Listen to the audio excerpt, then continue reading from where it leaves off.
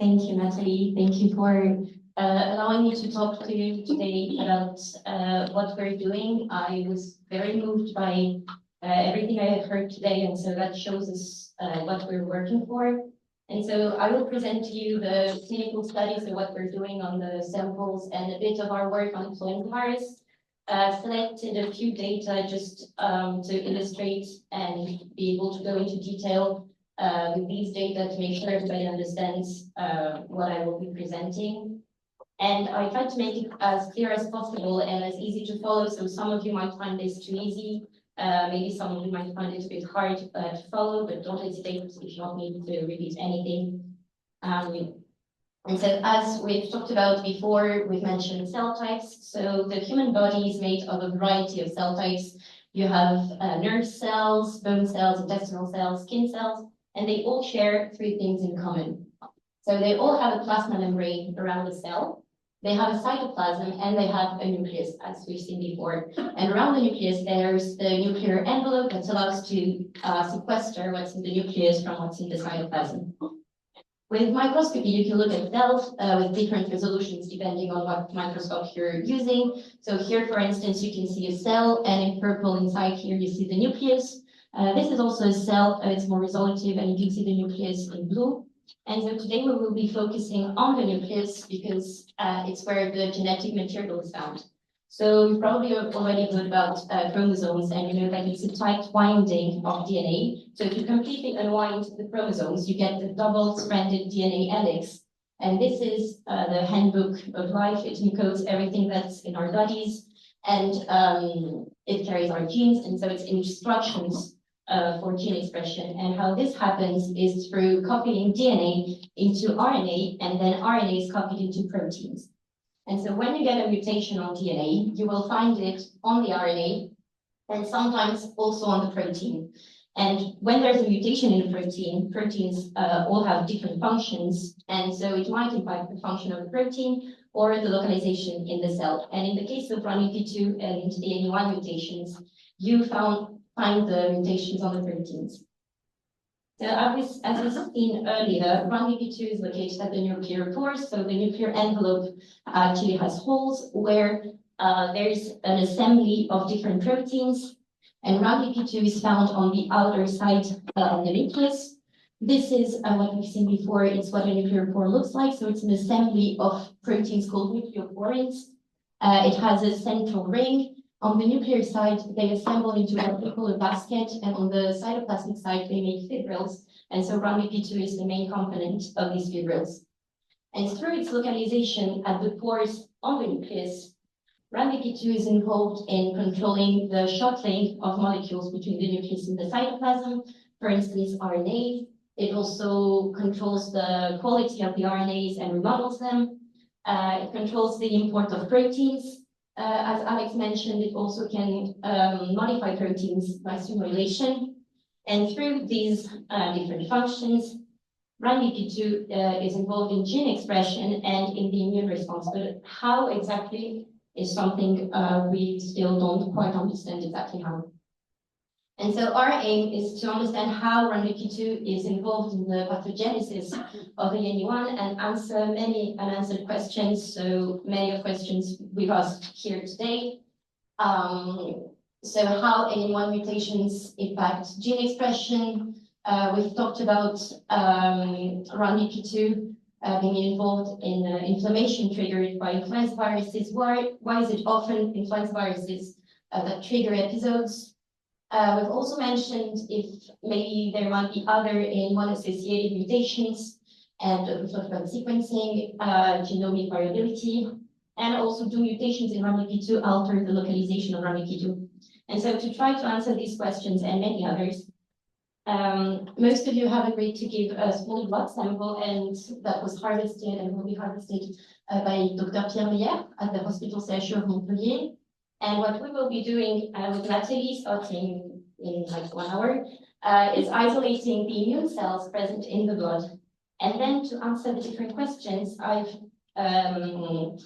characterized them into 4 topics. So there's gene expression, the role in inflammation, the role in the localization of RAMP2, and the role of influenza virus in all of this.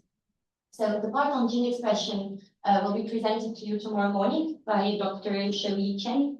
And so today I'll be focusing on inflammation and the role of RAMP2. So for inflammation, when a cell senses a danger, it will produce pro-inflammatory molecules that will alert other cells of the danger.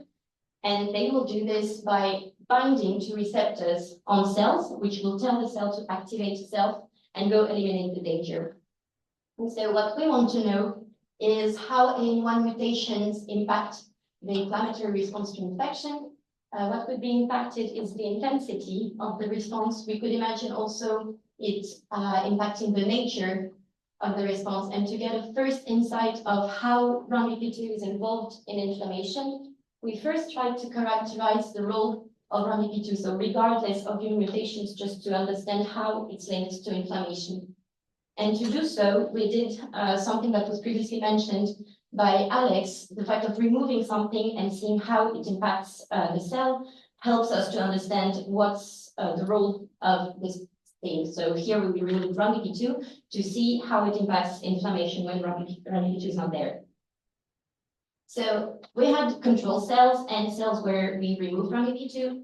We infected them with influenza virus, and we looked at the inflammatory molecules that were produced. We looked at a variety of 20 pro-inflammatory molecules, and this is a heat map. So the darker the color is, the more concentrated the molecule is. And you can see that when we remove RAMP2, some molecules are overproduced. So what we can say from this is two things. First, RAMP2 is needed to lessen the inflammatory response, because when you remove RAMP2, it goes up. And the second thing we can note here is that the molecules that are impacted, CXCL8, CXCL10, CCL2, CCL3, and CCL4, are chemokines, which are a type of cytokines, so pro-inflammatory molecules, which are involved in recruiting other cells. And so what we want to do now to understand the role of the mutations is on the immune cells, we will infect them with the influenza virus and see how all of these molecules are impacted by the mutation, to try and understand the role of mutations in this.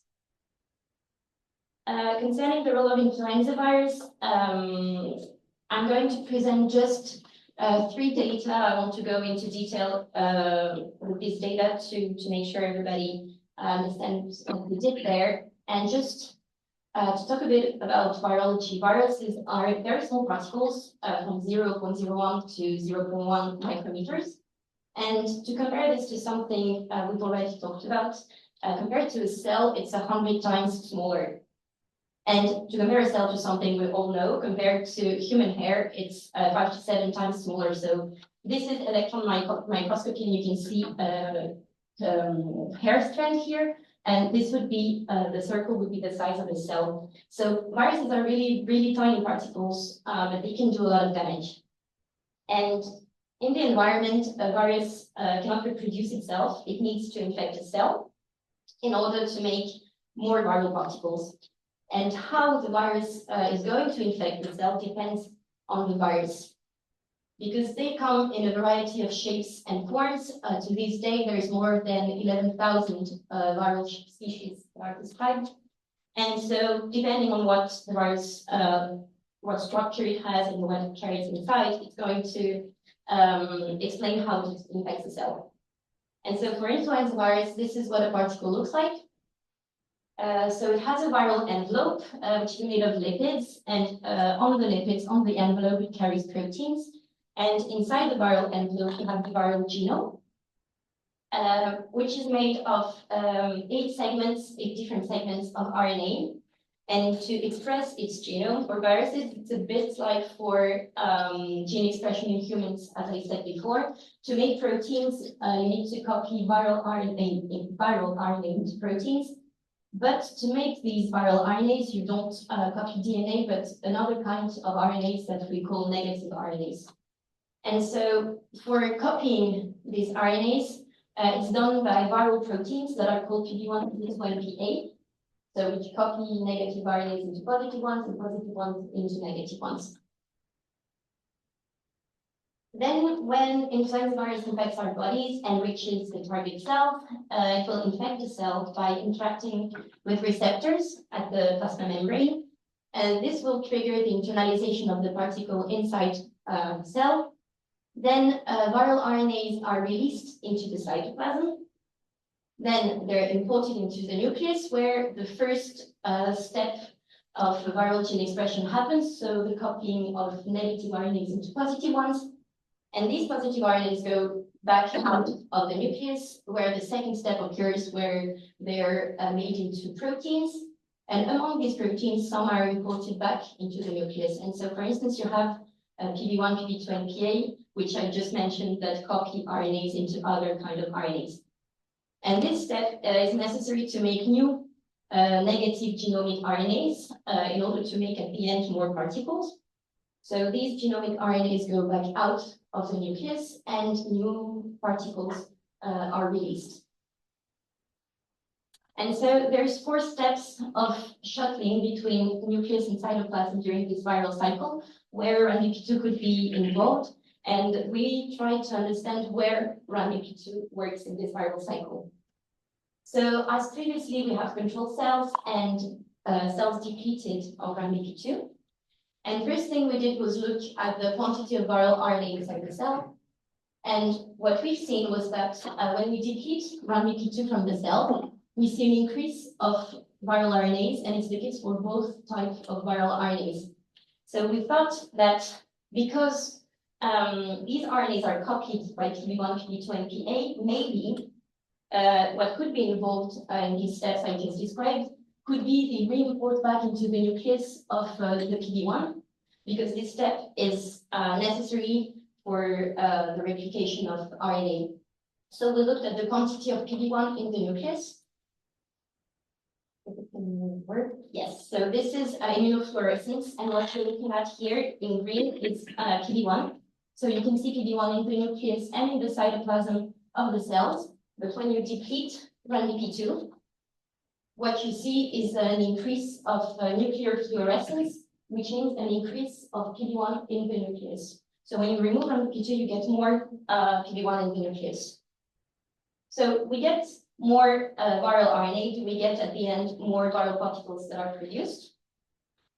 And we saw that it's not the case. So you get, as you can see here, there is no difference between control or depleted with RANBP2.